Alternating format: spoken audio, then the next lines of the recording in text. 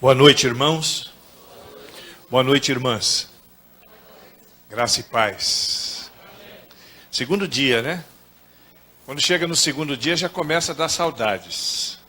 Porque a gente sabe que só tem mais um dia e na segunda-feira, eu e Rai estaremos retornando para a nossa cidade, Rio de Janeiro, ou melhor, Nova Iguaçu, né?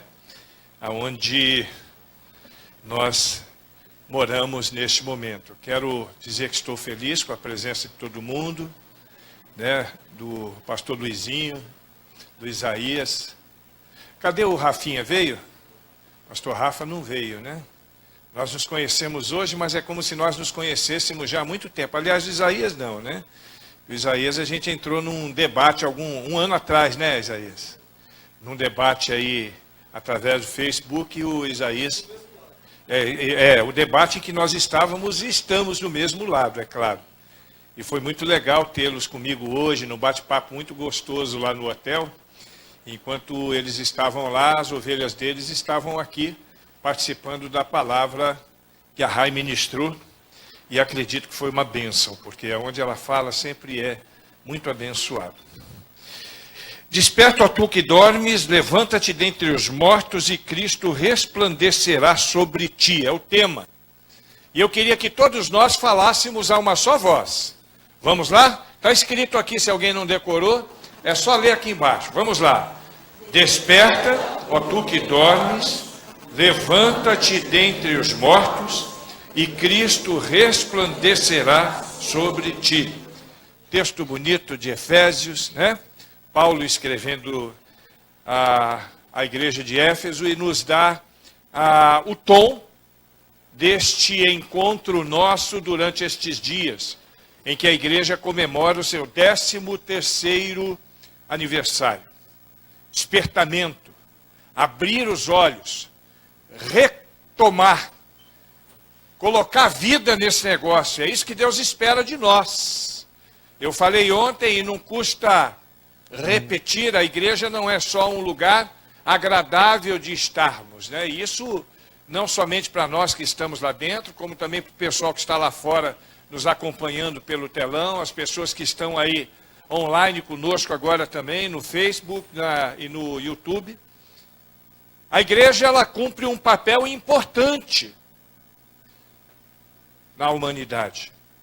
A igreja é o projeto de Deus para a salvação do homem, para que o reino de Deus se estabeleça entre nós. E é isso que nós temos falado e é isso que nós queremos continuar falando nesta noite. E o tema que Deus nos deu para a nossa reflexão hoje, o texto que Deus nos deu para esta reflexão de despertamento espiritual, está no Evangelho de Jesus Cristo segundo João, no capítulo de número 6. A partir do versículo 1 até o versículo de número 13. Eu quero pedir para você, não somente que leia comigo agora, mas que mantenha a sua Bíblia aberta. Ontem eu falei que é muito legal quando você traz uma canetinha e um papelzinho para poder anotar. Sempre tem coisas importantes que nós podemos abstrair do texto, que são edificantes para a nossa vida. Então, se você trouxe papel e caneta, você poderá utilizá-lo neste momento. Se você quiser riscar na sua Bíblia, pode riscar sem medo, que não é pecado, né? E me acompanhe não somente na leitura, como em toda a reflexão que faremos nesta noite. Todo mundo comigo aqui? Amém? Então vamos lá. Quem não achou ainda? João capítulo 6, de 1 a 13. Depois dessas coisas, atravessou Jesus o mar da Galileia, que é o de Tiberíades. Seguia-o uma numerosa multidão, porque tinham visto os sinais que ele fazia na cura dos enfermos. Então subiu Jesus ao monte e assentou-se ali com os seus discípulos. Ora, a Páscoa, a festa dos judeus, estava próxima. Então Jesus, erguendo os olhos e vendo que grande multidão vinha ter com ele, disse a Filipe: onde compraremos pães para lhes dar a comer? mas disse isso para o experimentar, porque ele bem sabia o que estava para fazer. Respondeu-lhe Filipe: não lhe bastariam 200 denários de pão, para receber cada um o seu pedaço. Um dos seus discípulos, chamado André, irmão de Simão Pedro, informou a Jesus: está aí um rapaz, que tem 5 pães de cevada e 2 peixinhos. Mas o que é isso para tanta gente? Disse Jesus: fazei o povo assentar-se, pois havia naquele lugar muita relva. Assentaram-se, pois, os homens em número de quase 5.000. Então Jesus tomou os pães e, tendo dado graças, distribuiu-os entre eles. E também igualmente os peixes, o quanto queriam. E quando já estavam fartos, disse Jesus aos seus discípulos: recolhei os pedaços que sobraram, para que nada se perca. Assim, pois, o fizeram e encheram 12 cestos de pedaços dos 5 pães de cevada que sobraram aos que haviam comido. E tendo sido lida a palavra de Deus, o seu povo todo a uma só voz diz: amém. Amém. Eita, como eu queria estar naquele dia. Como eu queria estar nesse lugar, nesse dia de bênção, nesse dia de milagre, nesse dia da manifestação do poder de Deus mais uma vez. Que coisa bonita que aconteceu ali. Que coisa gostosa, e eu gostaria muito de ter estado pessoalmente. Mas apesar de não ser tão velho assim, eu me satisfaço nesse momento em ter essa história dita para mim através do Evangelho de Jesus Cristo. De tal maneira que eu posso adentrar no texto. Eu posso me transportar para este texto. E enxergar toda esta situação da melhor forma possível. Não somente para conhecer a história, que por si só já seria suficiente para alegrar o meu coração.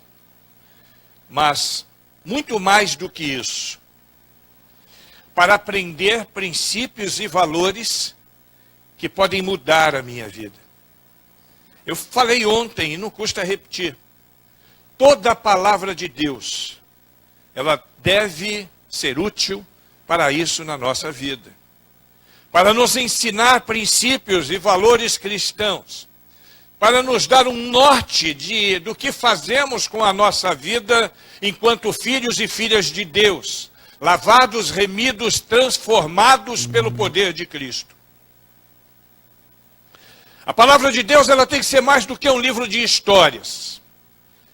Ele precisa ser o nosso manual de vida. Eu sempre falo isso, irmãos, antes das mensagens, porque nós precisamos ter isso como fato.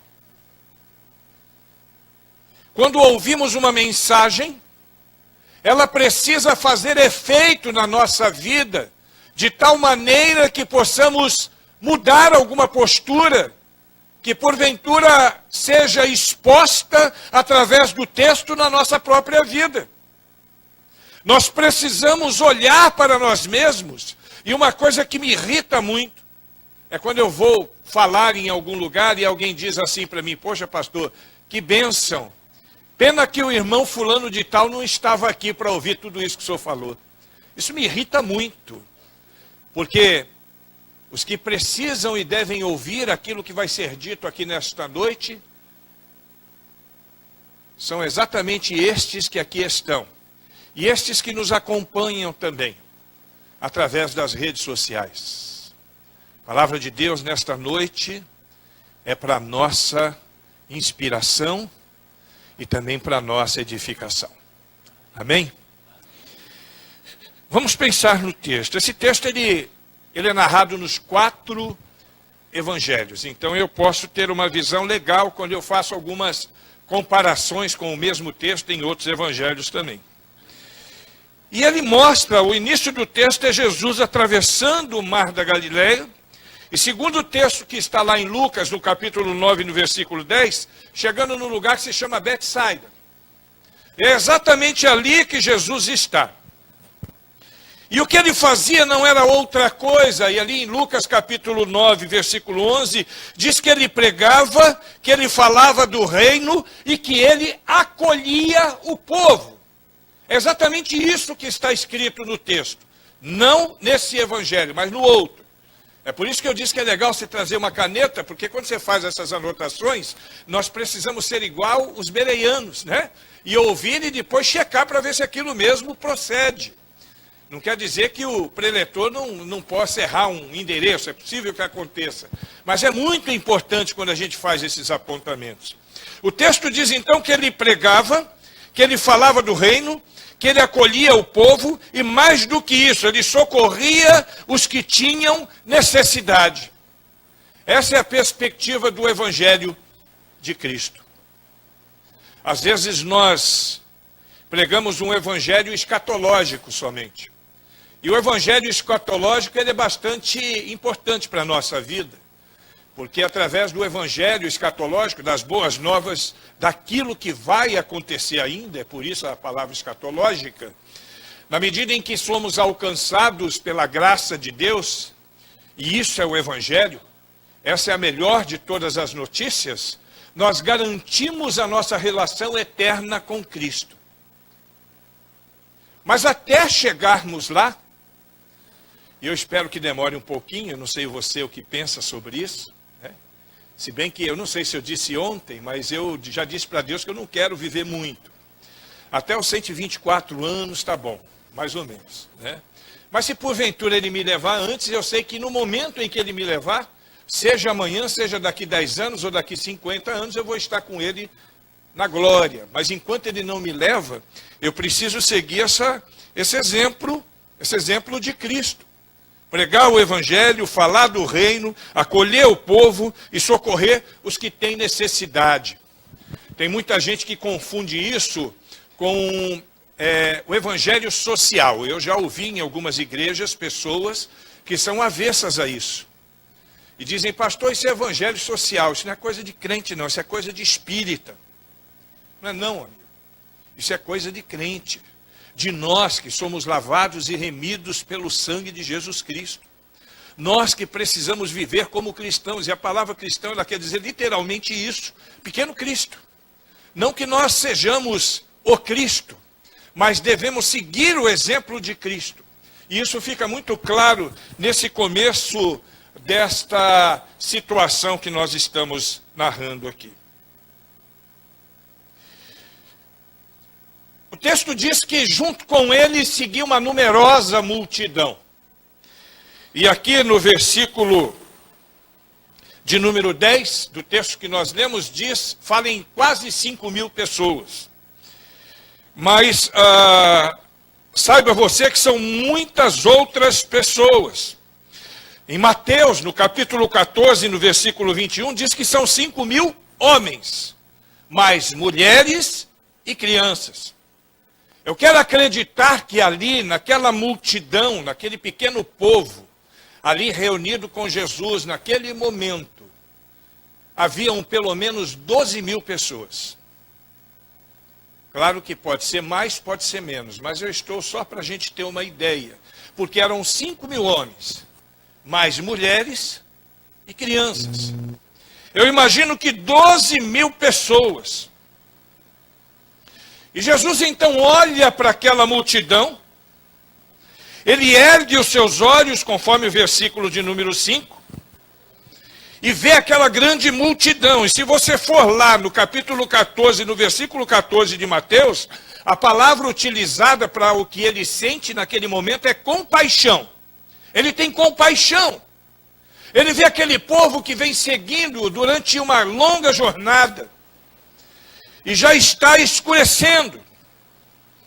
Já está ficando tarde. E Jesus olha para aquelas pessoas com um sentimento de compaixão, que é um sentimento que nós devemos ter também. Diferente de seus discípulos, né? Porque os seus discípulos, no versículo 15 do capítulo 14 de Mateus, diz assim, olha, já é tarde, é melhor se eu mandar essa turma embora. Manda esse pessoal embora porque já é tarde. Mas Jesus não. Jesus olha para eles, neste momento, e no versículo 16 ele diz, dai vós o que comer. Não é assim não. Eles podem ir embora, mas estão com fome. Eles precisam comer. Nós precisamos ter essa sensibilidade, irmãos. Nós precisamos ter essa sensibilidade. Tem pessoas com fome no nosso redor. Tem pessoas desnudas no nosso redor. Tem pessoas sem a mínima condição de manutenção ao nosso redor. E o que Jesus espera é que nós estejamos atentos a isso. Que tenhamos aquele mesmo sentimento que ele teve, de compaixão.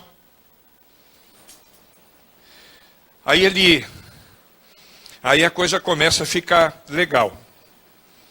Jesus então olha para Filipe e diz para Filipe, Filipe, onde é que nós vamos comprar pães para todas essas pessoas? Não é que Jesus não sabia o que iria acontecer, tanto é que no próprio versículo seguinte, diz que Jesus estava fazendo isso só para experimentar, usando um português rasgado para ver qual que é a do cara. Para ver onde é que está a cabeça dele, onde é que está o coração dele, como é que ele está nessa parada. Aí Filipe olha para Jesus e diz assim, olha, e aí agora eu vou parafrasear, não está nesses termos, mas só para a gente entender. Ó Jesus, é o seguinte, a gente precisa pelo menos de 1 ano de salário, quase 1 ano de salário, 200 denários, era mais ou menos o equivalente a 1 ano de salário. Quase isso, um pouquinho menos.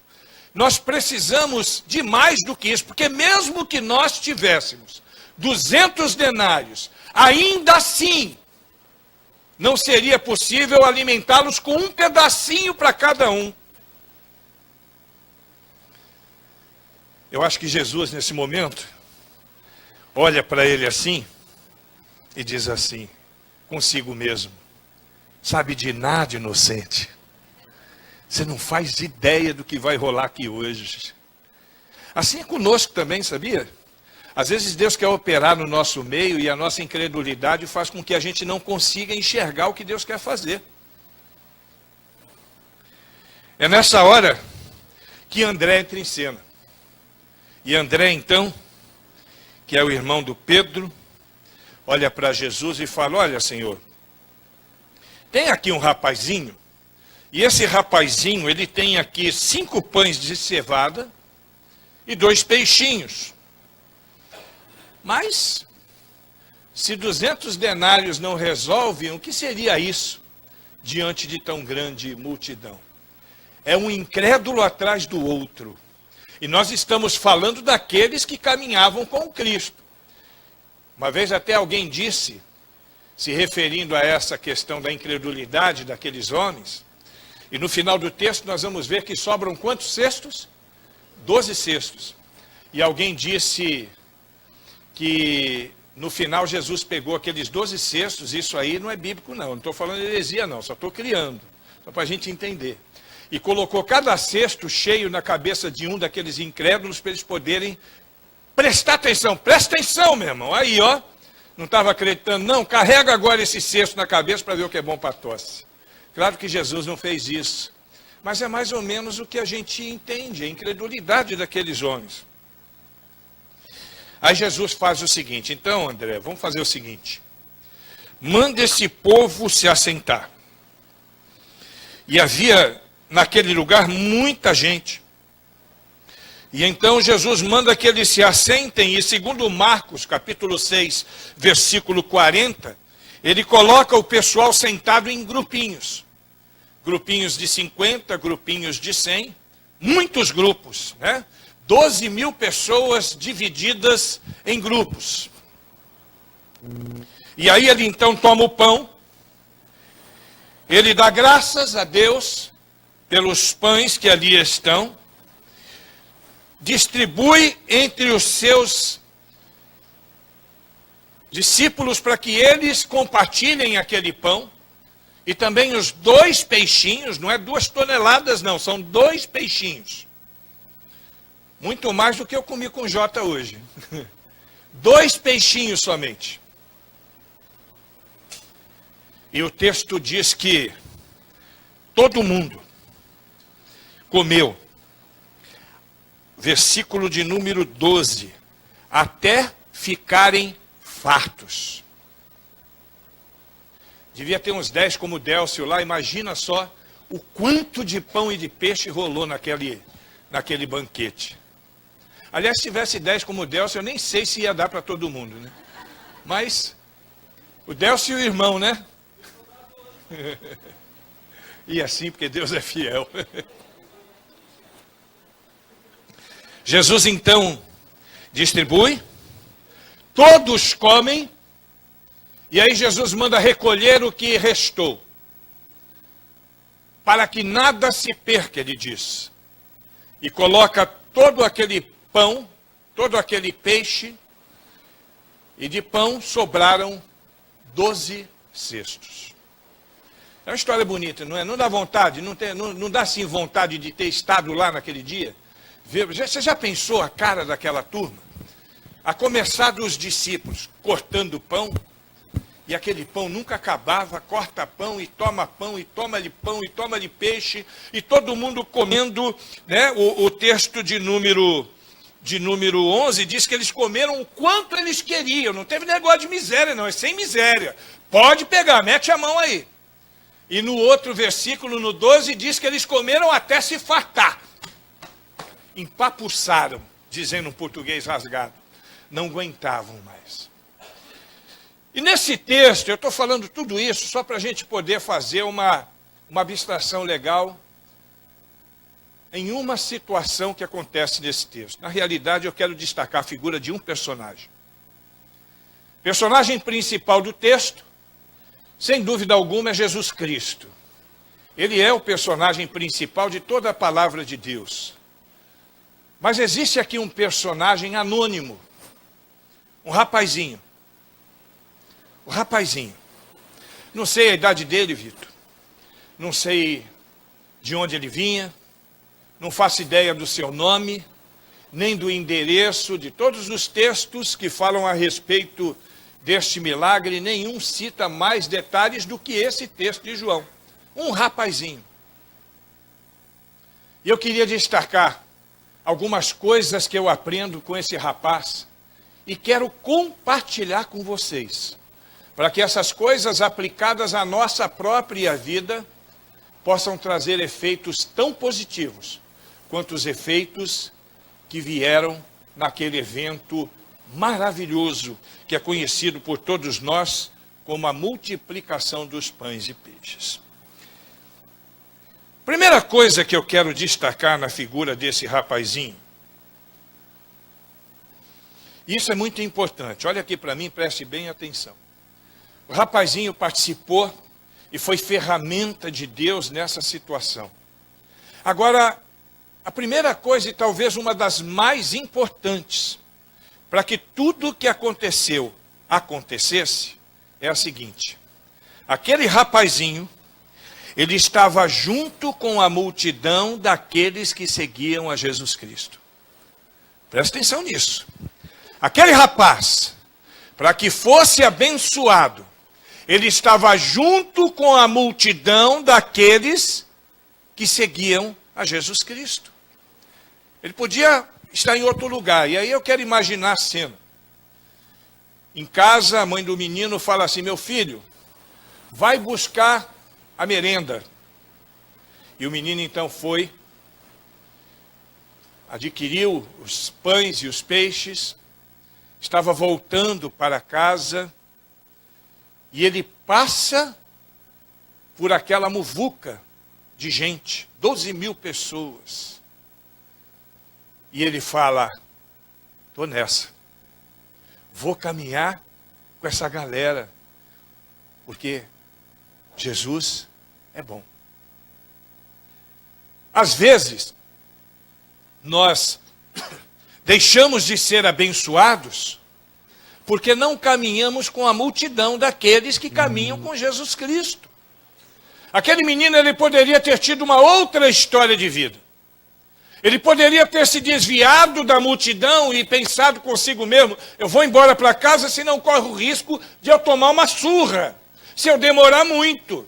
Os meus irmãos, a minha mãe e o meu pai estão esperando por estes pães e eu preciso ir para casa, eu não vou ficar por aqui não. Mas o pensamento dele foi exatamente outro, eu vou caminhar com essa turma. Essa é a turma que caminha com Jesus. Essa multidão está seguindo,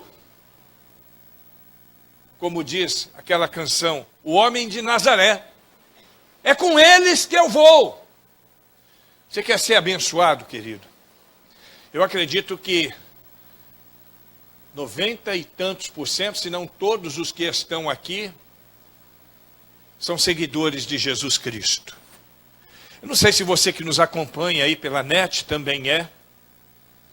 Talvez alguém aqui entre nós nesta noite ainda não tenha assumido esta relação de maneira efetiva com Cristo. Mas eu quero garantir para você, presta atenção nisso, por favor. Você quer ver a bênção de Deus? Você quer ver o milagre de Deus? Caminhe com aqueles que seguem a Jesus Cristo. Mas pastor, eu até queria, mas tem um monte de vacilão que caminha aí dizendo que é crente. Eu não vou andar com esses camaradas, não. Deixa eu dizer um negócio para você sem medo de errar. Essa multidão de 12 mil pessoas tinha muito vacilão. Sabe por que eu sei? Porque talvez a maior parte dessas pessoas, ao invés de caminharem por causa do Deus da bênção, estavam atrás da bênção de Deus. Muita gente ali estava atrás do venha a nós. Ainda hoje é assim, tem muita gente assim, dentro das igrejas. Nessa igreja aqui não, mas tem igreja por aí que é assim, ó. De crente, desculpa a expressão, crente vacilão. Crente que não tem compromisso com a causa. Crente que não tem compromisso com o dono da igreja, e o dono da igreja não é o pastor Paulo, o dono da igreja não é o Délcio, o dono da igreja é Jesus Cristo. E tem gente que caminha na igreja, mas que não tem compromisso com o dono da igreja. Mas nem por causa disso eu vou me afastar da igreja do Senhor. Eu preciso sim caminhar com aqueles que caminham, que seguem a Jesus Cristo. E se eu não tenho uma relação profunda com Ele, eu preciso pedir a Deus que faça isso no meu coração. Você quer ser abençoado? Deixa Deus mexer no teu coração. Deixa Deus mexer na tua vida. Caminhe com aqueles que caminham com Cristo. E deixa Deus operar. Deus vai operar. Deus opera. Deus é tremendo. Eu me lembro quando eu me converti, foi muito difícil até, né? Os irmãos conhecem a minha história, a maioria, talvez nem todos, mas eu me converti na prisão. Então, os primeiros momentos era muito difícil. E ali os que seguiam a Jesus Cristo eram alguns irmãos que eram presos. E nem todos os irmãos que seguiam a Jesus Cristo daquele grupo ali na penitenciária eram pessoas que de fato amavam a Deus. Tinha alguns ali que estavam se escondendo ou tentando se esconder atrás da Bíblia. E isso ficava claro. Era notório. Para azar deles, né? Porque de vez em quando os bandidos olhavam para um camarada. Vem cá, rapaz, você vai na igreja e depois você vai lá no cantinho fumar maconha. Vem cá que a gente vai conversar. E ó, arrebentava os camaradas.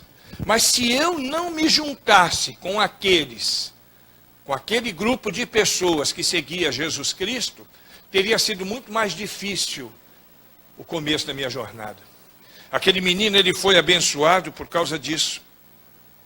Ele estava no meio da multidão daqueles que seguiam a Cristo. Segunda coisa que eu quero tirar desse texto, e ainda pensando na figura do menino, além de estar na multidão daqueles que seguiam a Cristo, a exemplo do mestre, aquele menino teve compaixão. Preste atenção. Ele teve compaixão. Mas pastor, por que você fala isso? Por causa do texto. É só pensarmos um pouquinho. Diálogo de Jesus com Filipe. Aí André chega e diz para Jesus que tinha ali um rapaz com 5 pães e 2 peixinhos. Confere? É isso? Muito bem. Agora eu pergunto para você, como é que André sabia que ali tinha um menino no meio de uma multidão de 12.000 pessoas. Como é que André sabia que ali tinha um menino com 5 pães e 2 peixinhos? Porque o menino falou. Ele não era adivinho. Aí eu imagino a cena. A conversa desenrolando. O menino, de repente, bate nas costas do André. O seu André, olha, eu estou vendo eles conversando, eu não sei se vai dar, mas eu tenho aqui 5 pães e 2 peixinhos. Sabe por quê? Porque provavelmente aquele menino sentiu compaixão por aquele povo como seu Senhor. Nós precisamos ter compaixão pelas pessoas. E talvez aquele menino estivesse arriscando tomar uma surra. Já pensou? Ele pegar o suprimento de sua família e deixar no meio do caminho. Arriscou tomar uma surra. Mas ele falou, não, eu vou disponibilizar. Nós precisamos aprender com esse menino. Nós somos muito negligentes às vezes. Nós vemos a necessidade das pessoas. E quando eu digo em necessidade, eu me refiro à necessidade em todos os aspectos que você possa imaginar. Necessidade espiritual. E quando eu penso na necessidade espiritual, me refiro àquelas pessoas que ainda não conheceram a graça de Cristo. Não que ela não esteja disponível, mas que ainda não se submeteram a essa graça. Necessidade de aprender a perdoar. Necessidade de receber o perdão. Mas também necessidade física. E eu gosto muito do livro de Tiago. Aqueles que são contra o evangelho da missão integral não gostam muito do livro de Tiago, não. Aliás, tem muita gente lá na formação do cânon sagrado que não queria receber o livro de Tiago, porque entendia que o livro de Tiago ele era meio contraditório com o livro de Efésios, por exemplo, né? Efésios capítulo 2, versículo 8. Pela graça, por meio da fé. Vamos lá, gente. Porque pela graça.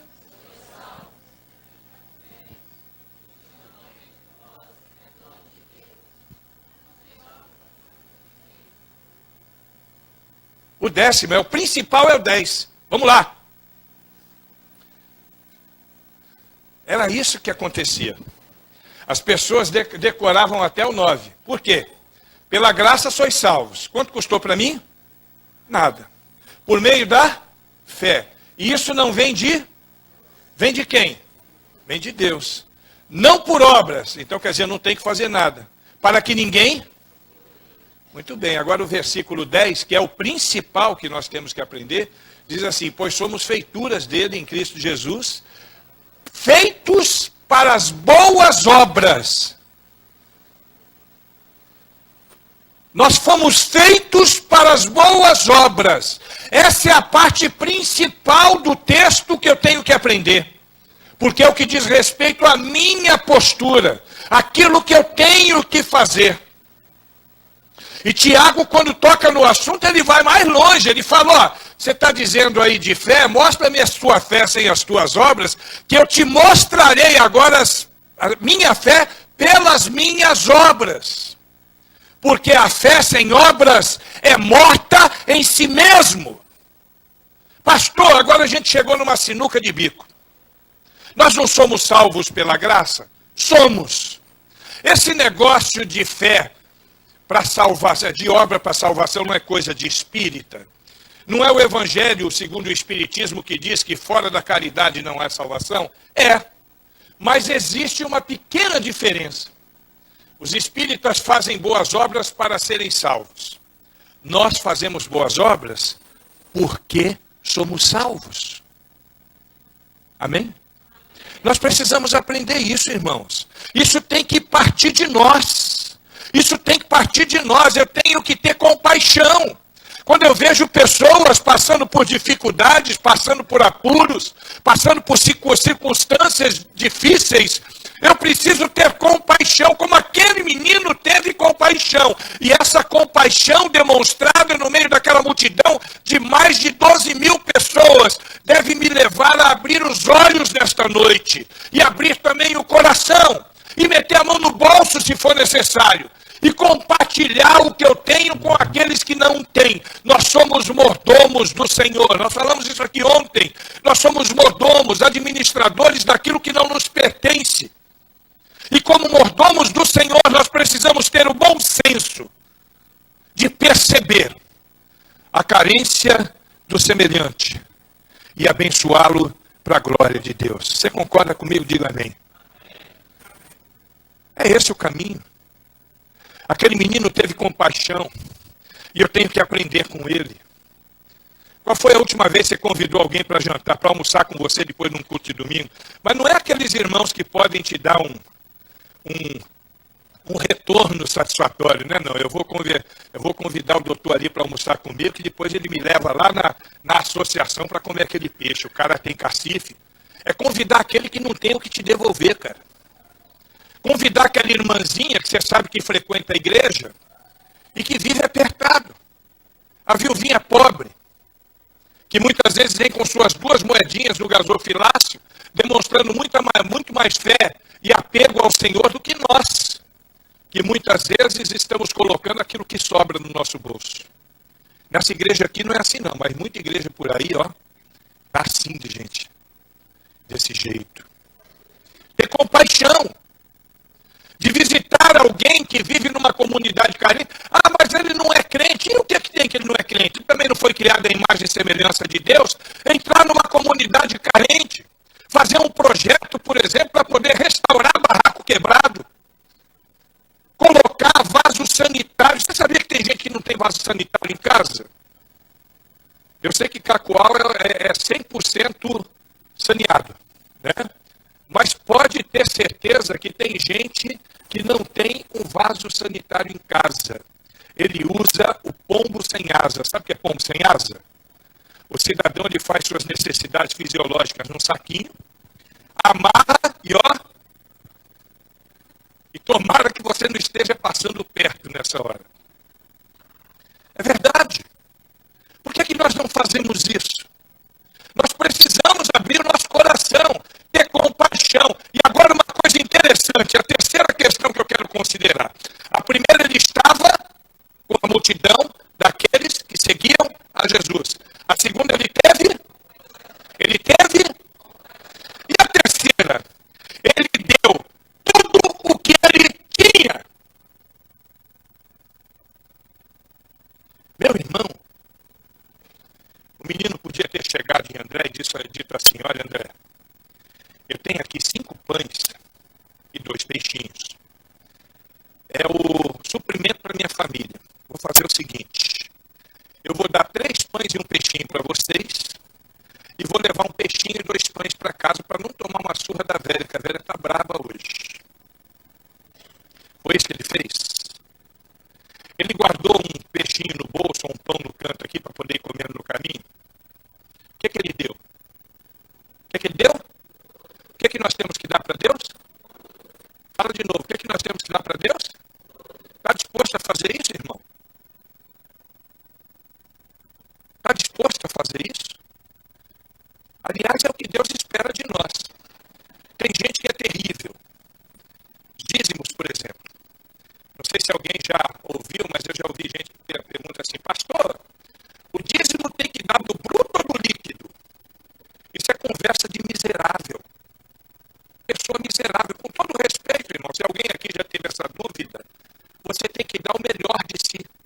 Se o melhor de si for do bruto, você dá do bruto. Se o melhor de si for do líquido, você dá do líquido. Uma coisa é certa, a nossa justiça, ela tem que exceder a dos escribas e fariseus. Mas, pastor, o que mais eu tenho que dar? Você tem que dar a sua vida, seus talentos. Você tem que usar as suas habilidades para a glória de Deus.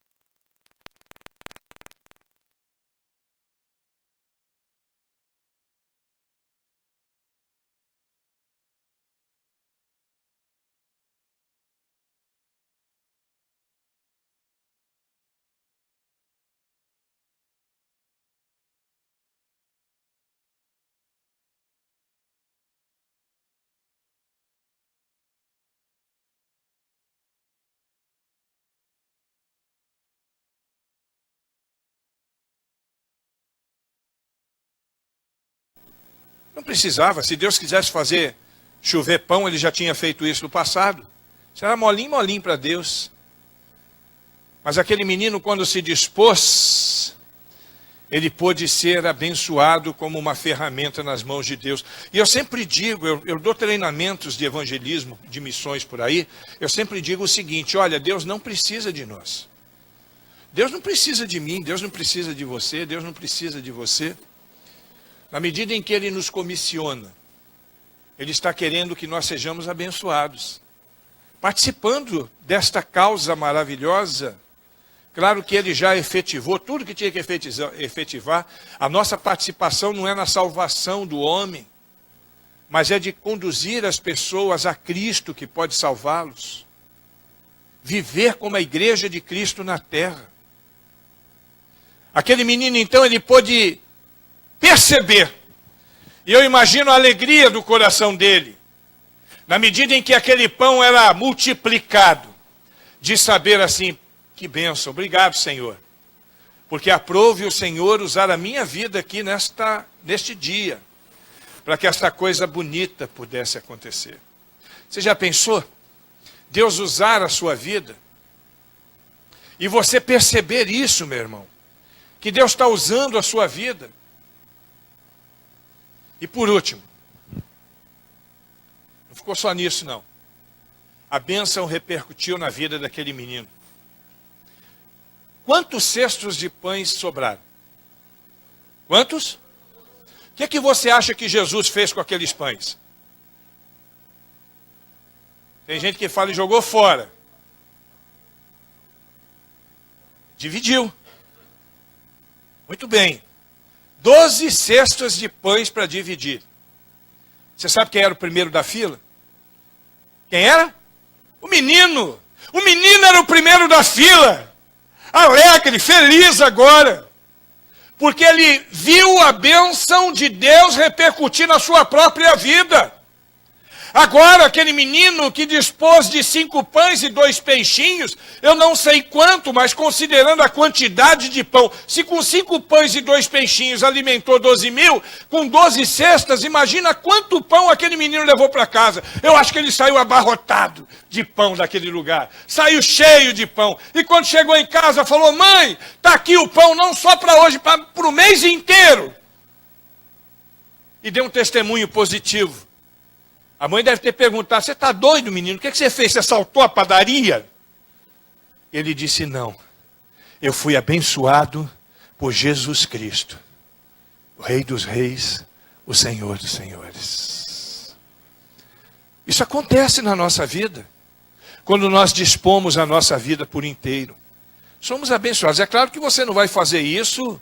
Ah, pastor, então já que é assim, eu vou fazer o seguinte: eu tenho um carro que está meio velhinho, eu vou doar para a igreja para ver se eu saio daqui de carro novo. Não, isso não funciona. Tu vai ficar a pé e envergonhado.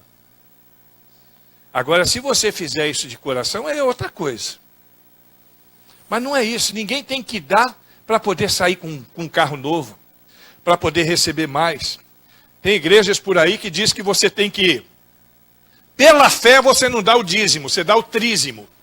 Eu já ouvi isso. Você dá 30% pela fé, que nesse mês você vai receber um salário 3 vezes maior do que o que você deu, o que você recebeu mês passado. Você já viu isso, Patrícia? Isso tem. Você pode procurar no Google que você vai achar. Eu não vou nem falar o nome do cara, mas o Valdemiro fez isso. Fez isso, com todo o respeito que eu tenho por ele. Ele fez isso. Trízimo. Eu quero acreditar que ele fez isso por ingenuidade. Mas isso não funciona assim, irmão. Isso não funciona assim. Eu dou por amor. É a mesma coisa do crente falar que está na igreja com medo de ir para o inferno. Você já ouviu o crente falar isso, irmão? Ah, eu estou na igreja porque eu tenho medo de ir para o inferno. Se você está na igreja com medo de ir para o inferno, você precisa nascer de novo.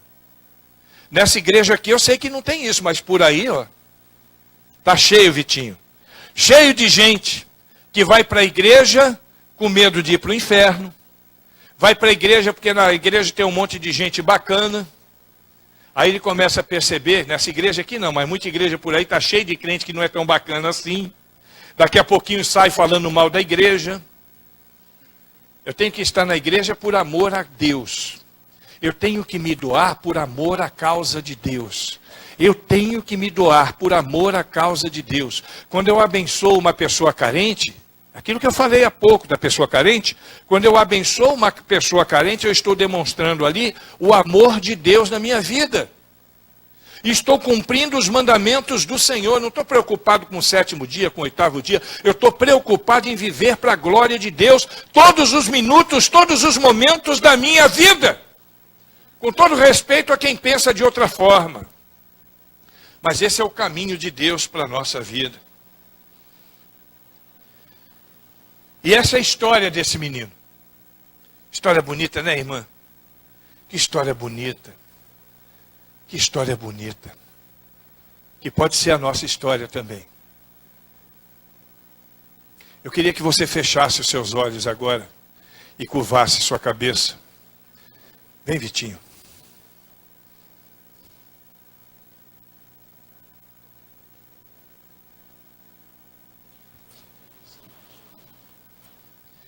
Feche os seus olhos e olha para dentro de si agora. A história desse menino, como eu disse no começo, ela precisa fazer efeito na minha vida, um efeito positivo. Qual o efeito? Primeiro, de perceber em que essa história tem aplicação na minha própria história. De que maneira eu posso aplicar na minha vida princípios e conceitos aprendidos numa história como essa. Precisa nos levar a uma reflexão para saber se nós estamos como aquele menino, andando com a multidão dos que andam com Jesus, tendo compaixão, colocando tudo diante de Deus. Só quem pode responder essas perguntas é você mesmo. E eu quero dizer para você o seguinte, preste bem atenção no que eu vou te falar agora. Preste atenção no que eu vou te falar. Deus conhece profundamente a nossa vida. Ele sabe quem somos. Ele conhece quem somos. Todos aqui, sem exceção, somos pecadores. Mas Deus sabe do amor que temos no coração ou do desamor. Sabe do nosso investimento de vida ou da nossa negligência. Então não adianta, não dá para enganar Deus. Não dá para negligenciar e ficar quieto. Eu queria fazer alguns desafios aqui nesta noite de sábado. E o primeiro desafio é para aqueles que sinceramente ainda não estão caminhando com a multidão daqueles que caminham com Cristo. Preste atenção. Esse é um convite muito sério. É muito sério isso. Você já colocou a sua vida à disposição de Deus? Você já entregou o seu coração para Jesus Cristo? Você já caminha com Ele ou você é simpático ao Evangelho? Você caminha efetivamente com Ele ou visita uma igreja de vez em quando? Qual é a tua situação?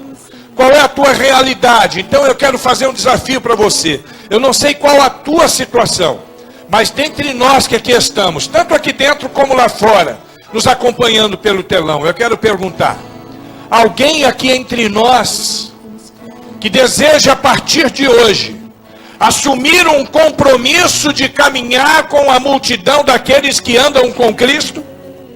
Será que tem alguém? Alguém aqui entre nós quer entregar a vida a Jesus Cristo? E isso não é jargão religioso não, isso é muito sério. Entregar a vida a Jesus Cristo significa se submeter com Ele de uma vez por todas. Deixar Ele ser o dono da sua vida. Deixar Ele te nortear na sua caminhada. Tem alguém aqui dentro que quer fazer isso nessa noite? Levante a sua mão que eu quero orar com você no final desse culto. Levanta a tua mão, você quer entregar a tua vida a Jesus? Alguém aqui que ainda não fez isso? Lá fora, tem alguém? Levante a tua mão lá. Eu quero vê-lo. Eu quero saber se há alguém aqui entre nós que quer fazer isso.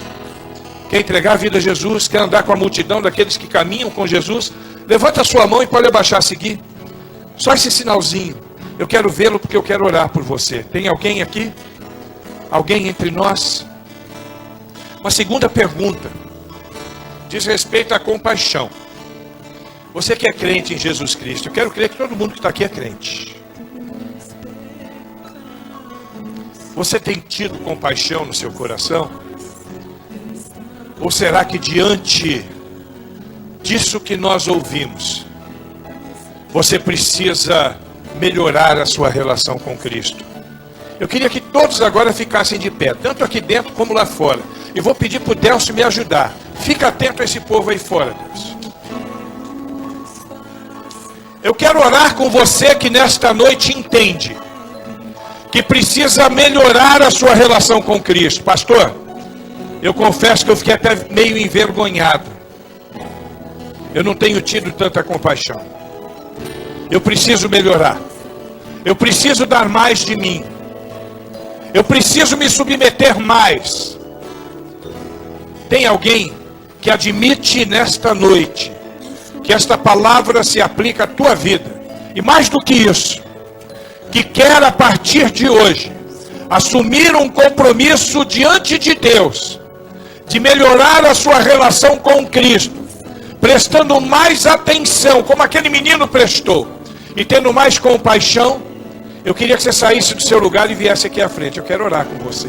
Pastor, a partir de hoje, eu quero uma vida mais focada na causa de Deus. Sai do teu lugar e vem aqui à frente. Pode vir sem constrangimento. Eu quero orar com você. A não ser que você esteja tranquilo e satisfeito com a vida que você tem vivido. Tem alguém? Ninguém entre nós? Está satisfeito? Quer vir? Pode vir. Sem constrangimento. Alguém? Sai do teu lugar e venha. Pode vir, minha irmã. Sem constrangimento. Não há constrangimento nisso, não. Não há constrangimento em admitir o quanto nós precisamos melhorar na nossa relação com Deus. Mas alguém quer vir? Sai do seu lugar e venha. Pode vir. Vem agora. Deixa Deus fazer uma coisa bonita no teu coração. Que bom que você vem. Que bom. Mais alguém? Você que tem doado muito pouco de você. Pastor, eu já tenho sido usado por Deus, mas eu quero doar mais de mim. Eu estou doando pouco. Se é para doar tudo, está faltando muito. E eu quero assumir um compromisso de dar tudo de mim para Cristo a partir de hoje. Sai do teu lugar e vem para cá, vem. Dizendo para Deus assim: eu já dou, eu já sou, mas eu quero submeter a minha vida mais ainda diante de Deus. Sai do teu lugar e venha. Lá fora, alguém quer vir? Venha, sai daí. Pode vir aqui, eu quero orar com você. Vem aqui agora. Mas alguém aqui dentro quer dar tudo de si, quer se submeter integralmente a Cristo. Amém. Pode vir, minha irmã. Venha, venha. Deixa Deus fazer uma obra na nossa vida. Pode vir. Tem alguma coisa que precisa ser feita? Será que foi com você que Deus falou? Se foi com você que Deus falou, pode sair do teu lugar e vir. Mais alguém? Você vai vir também? Que bênção. Quantos anos você tem? 12. Que bom. Você entendeu tudo que eu falei? Um menino de 12 anos entendeu. Eu quero acreditar que tem algumas pessoas que talvez não entenderam. Uma coisa tão simples. Eu quero me doar mais. Eu quero me submeter mais. Tem mais alguém? Nós vamos orar. Fecha os teus olhos. Você que veio aqui à frente, eu não sei o que é que você vai submeter a Deus, mas faça um voto com Deus hoje. Fala para Deus: Senhor, eu quero dar mais de mim. Fala isso para Deus. Deixa Ele encher a tua vida e você compartilha tudo isso que Ele colocar na tua vida para a glória dEle. Fecha os teus olhos. Ó Deus, no nome de Jesus Cristo, nós agradecemos porque nesta noite nós temos a convicção de que o Senhor está falando conosco e mais do que isso, que a tua palavra não volta vazia. Aqui temos algumas pessoas aqui à frente, mas sabemos que outras tantas também entenderam esta mensagem, e eu não sei de que maneira essa mensagem se aplica no coração de cada um de nós, mas nós temos certeza de que o Senhor está falando para nós aqui. Enche-nos, Senhor. Cubra-nos com a tua bênção. Dá-nos um entendimento de que devemos estar sempre caminhando com a multidão daqueles que te amam, tendo compaixão e compartilhando a nossa vida integralmente para a tua glória e o teu louvor. Coloca isso no nosso coração, Senhor, como uma meta de vida. E ajuda-nos, Senhor, a abrir mão de nós mesmos, porque é muito difícil, e nós sabemos disso, se submeter à tua vontade. É muito difícil negar-se a si mesmo, tomar a nossa cruz e seguirmos a Jesus. Mas o Senhor pode fazer isso no nosso coração, porque o teu sangue é que nos lava, o teu sangue nos purifica, o teu sangue nos transforma, e o teu sangue nos faz homens e mulheres de Cristo, para a glória do Senhor Jesus. Amém. Abrace a pessoa do seu lado e diga assim: ó, seja uma bênção e disponível como aquele menino, no nome de Jesus.